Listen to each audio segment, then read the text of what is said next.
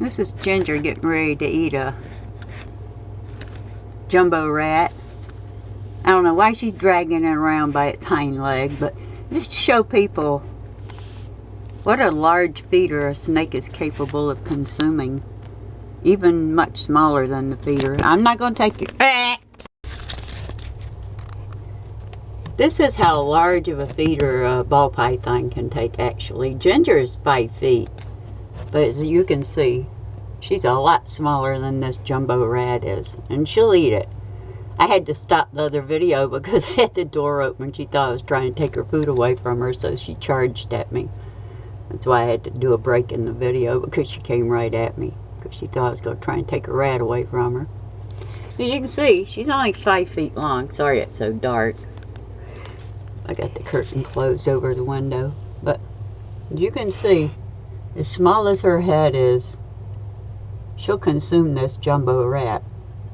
I don't know why people think that you shouldn't feed a snake a feeder that's any wider than their body, because it doesn't work like that. Their skin stretches and their jaws can expand, so they can consume a really large feeder. This is Ginger taking on this jumbo rat. She's watching me, so she might come at me again. Normally she doesn't, but when they got a bigger prey item, I've noticed they're more protective of their food than they are if it's smaller. This is Ginger.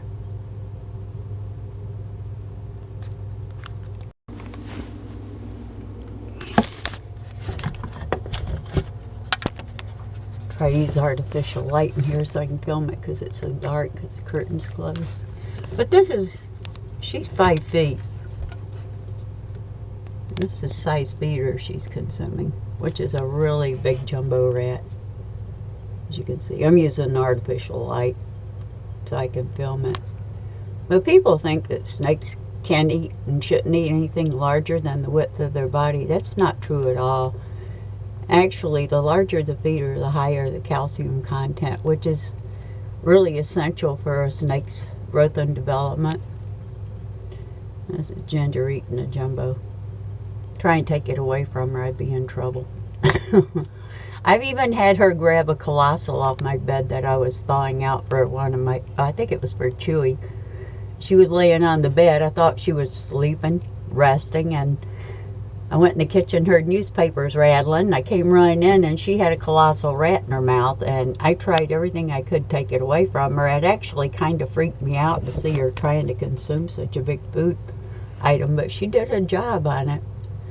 She ate, looked like somebody shoved a stuffed tube sock up in her butt after she ate it, but she wouldn't let me have that rat back for anything. So even though she's only 5 feet long, and she's not really all that thick as you can see, she can consume a really large rat. And people think that they can't do that, but they can. There, set the light over there. I don't very often do feeding videos because so many people have issues with them. I don't know why. It makes no sense, because snakes have to eat just like a dog or a cat does. But yeah, I set that light in there so I have a little light. You can see where she nailed it on the back. She got it pretty good. And let me tell you what, people say ball pythons are harmless. They are, because they're very good natured and they're very calm snakes. But I'll tell you what, one of the worst bites I ever got was from this girl right here. So they can really put a bite on you. Don't slide your butt out the door, and don't eat the newspaper. But yeah, they're very strong. She's going to smack at me. Nope, okay. Here you go. Alright. I don't want your food. I'm just trying to get that paper down so you don't grab it with your food. There you go. That's just staple holes on the back wood where I had a picture up and I took it down. Yeah.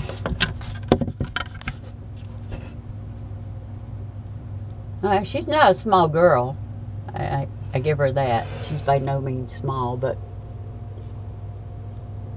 she consumes jumbo rats with no problems at all. She's a real pretty snake. I love her silvers and her copper colors. She's actually a reduced pattern. She's old. She's like 14 years old now. Actually, I'm surprised she took it because Tipper, my big male's refusing food already because our weather dropped down like into the 50s. But Ginger's still eating as of this morning. They never cease to amaze me. Got it? Yeah. That's a big one, G. That's a big lunch.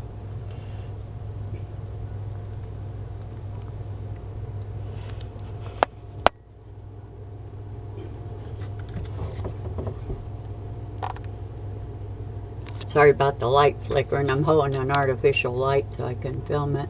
Show people how big of a feeder a snake's capable of consuming.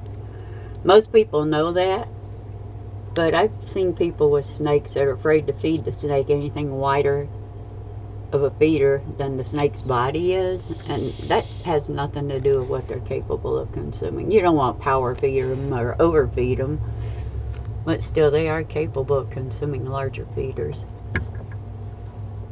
I've never power fed my snakes. I really won't feed them back to back unless they've excreted waste from the previous meal. I just don't believe in doing that, and I won't do that. I make sure everything's cleared out of them before they eat another meal. Ball pythons have a strong bite. I kid you not.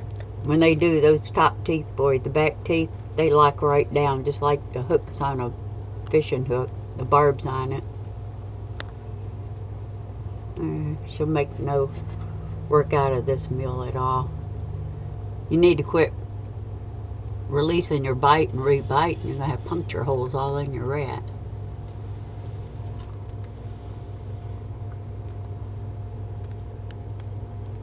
They do pretty good for an animal that doesn't have arms or legs, I'd say. Actually, they do really good. She's going to take it in the back so I can't see it. Yeah, there she goes. They're real good at positioning their food for not having arms and legs, too. Let me tell you. She's coming over by the door. Okay. She'll keep rotating it until she gets it at the angle that she wants it. She knows it's a big feeder. What she's doing is she's spinning and turning to reposition the feeder so it's easier for her to consume it. You can see she's got her mouth on the head right there. And it's amazing how they position their food with their body. Not having appendages, it's really quite amazing to watch them eat. How they can change position of the food item so it's easier for them to consume it.